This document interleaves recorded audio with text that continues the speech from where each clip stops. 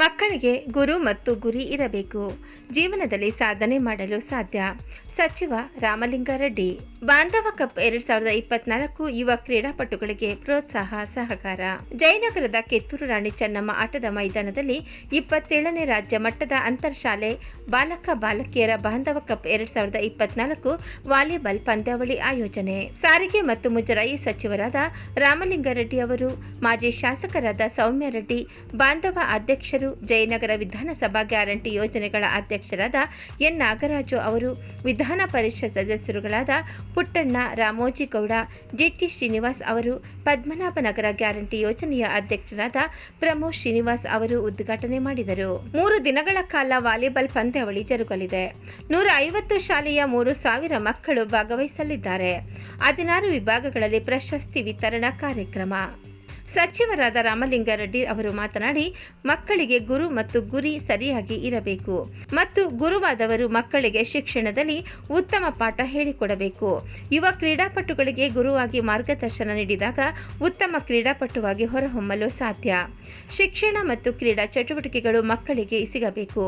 ಆಗ ಮಾತ್ರ ಸದೃಢ ದೇಶ ನಿರ್ಮಾಣ ಮಾಡಲು ಸಾಧ್ಯ. ವಿಡಿಯೋ ಗೇಮ್, ಮೊಬೈಲ್ ನೋಡುವುದು ಬಿಟ್ಟು ಮಕ್ಕಳಿಗೆ ಕ್ರೀಡಾ ಚಟುವಟಿಕೆಗಳಲ್ಲಿ ಭಾಗವಹಿಸಬೇಕು. ರಾಜ್ಯ ಸರ್ಕಾರ ಎಲ್ಲ ಕ್ರೀಡೆಗಳಿಗೆ ಸಹಕಾರ, ಪ್ರೋತ್ಸಾಹ ನೀಡುತ್ತಿದೆ. ಸರ್ಕಾರಿ ಉದ್ಯೋಗ ಸಹ ಕಲ್ಪಿಸುತ್ತಿದೆ.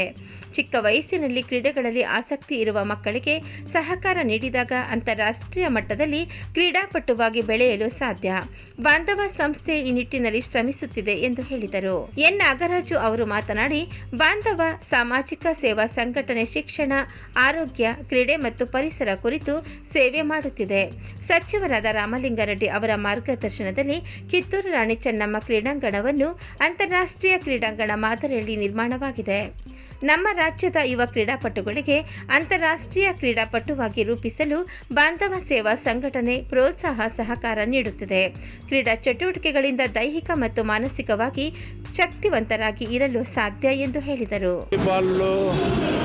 ರಾಜ್ಯ ಮಟ್ಟದ ಟೂರ್ನಿಮೆಂಟು ಬಾಲಕರು ಮತ್ತು ಬಾಲಕಿಯರು 27 ವರ್ಷದಿಂದ ಸತತವಾಗಿ ನಾಗರಾಜ್ ಅವರು ವಾಲಿಬಾಲ್ ಅಸೋಸಿಯೇಷನ್ನು ಮತ್ತು ಅವರ ಈ ಭಾಗದಲ್ಲಿ ಇರ್ತಕ್ಕಂಥ ಕ್ರೀಡಾ ಪ್ರೋತ್ಸಾಹಕರ ಸಹಕಾರದಿಂದ ಸತತವಾಗಿ ನಡೆಸ್ಕೊಂಡು ಬರ್ತಾಯಿದ್ದಾರೆ.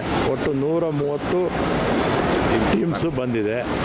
ಮುಖ್ಯ ಅತಿಥಿಗಳಾಗಿ ನಮ್ಮ ವಿಧಾನ ಪರಿಷತ್ ಸದಸ್ಯರಾದ ರಾಮೋಜಿಗೌಡರು ಮತ್ತು ಶ್ರೀನಿವಾಸ್ ಅವರು ಬಂದಿದ್ದಾರೆ. ಪುಟ್ಟಣ್ಣವರು ಕೂಡ ಬರ್ತಾರೆ. ಮತ್ತು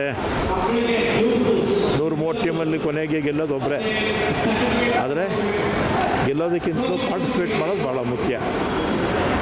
ಅದರಿಂದ ಬಂದು ಭಾಗವಹಿಸಿರ್ತಕ್ಕಂಥ ಎಲ್ಲ ಟೀಮ್ಗಳಿಗೂ ಕೂಡ ಅಭಿನಂದನೆಗಳನ್ನು ಹೇಳಿ, ಮತ್ತು ಈ ಟೂರ್ನಮೆಂಟು ನಾಗರಾಜ್ ಅವರು ಮತ್ತು ಅವರೆಲ್ಲ ಸ್ನೇಹಿತರ ಪ್ರಯತ್ನದಿಂದ ಯಶಸ್ವಿಯಾಗಿ 27 ವರ್ಷದಿಂದ ಮಾಡ್ಕೊಂಡು ಬರ್ತಾಯಿದ್ರೆ ಈ ಬಾರಿ ಕೂಡ ಯಶಸ್ವಿ ಆಗಲಿ ಅಂತ ಹಾರೈಸ್ತೇನೆ. 2ನೇ ವರ್ಷದ ಅಂತರ್ಶಾಲಾ ವಾಲಿಬಾಲ್ ಪಂದ್ಯಾವಳಿಗಳನ್ನು ಇವತ್ತು ಅಂತರ್ಶಾಲಾ ವಾಲಿಬಾಲ್ ಪಂದ್ಯ ಇವತ್ತು ಪ್ರೈಮರಿ ಮತ್ತು ಹೈಸ್ಕೂಲ್ ಮಕ್ಕಳ 27ನೇ ವರ್ಷದ ವಾಲಿಬಾಲ್ ಇವತ್ತು ಪ್ರಾರಂಭ ಆಗಿದೆ. ನಮ್ಮ ಸನ್ಮಾನ್ಯ ಜನಪ್ರಿಯ ಮಂತ್ರಿಗಳು, ಸಾರಿಗೆ ಮತ್ತು ಮುಜರಾಯಿ ಸಚಿವರು ಉದ್ಘಾಟನೆಯನ್ನು ಮಾಡಿದ್ದಾರೆ.